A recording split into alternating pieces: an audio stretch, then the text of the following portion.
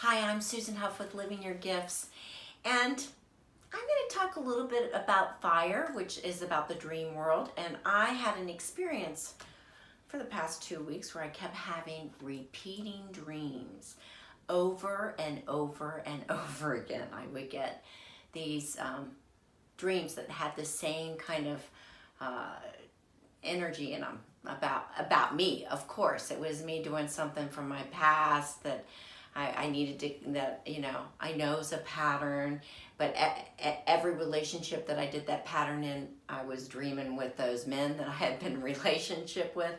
And each night it would be same storyline, different person. So I was like reading Robert Moss's book, his latest book, who I love. He works in the dream world. And I was like, why do I keep having these dreams? And of course, then I get to this story about, well, sometimes you're going to have dreams that go over and over again until you figure it out. And I was like, oh God, I do not need to figure this out.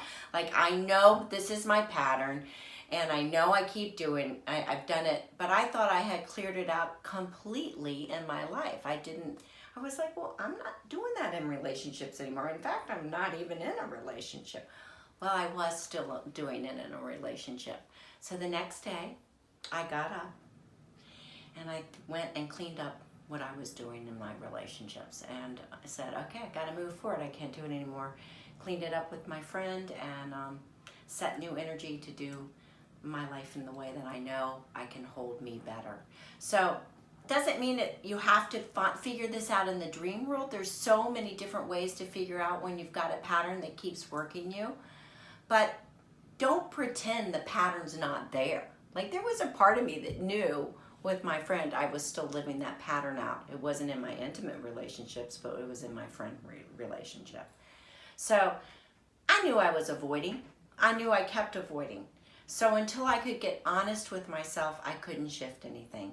So what does your light need to shine upon inside of you so that you can burn free of it and maybe even bring a dream in and change it?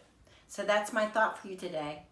Don't keep avoiding what you know is going on, and take action and move forward. So that's it for Living Your Gifts. Join us next week and go to livingyourgifts.com.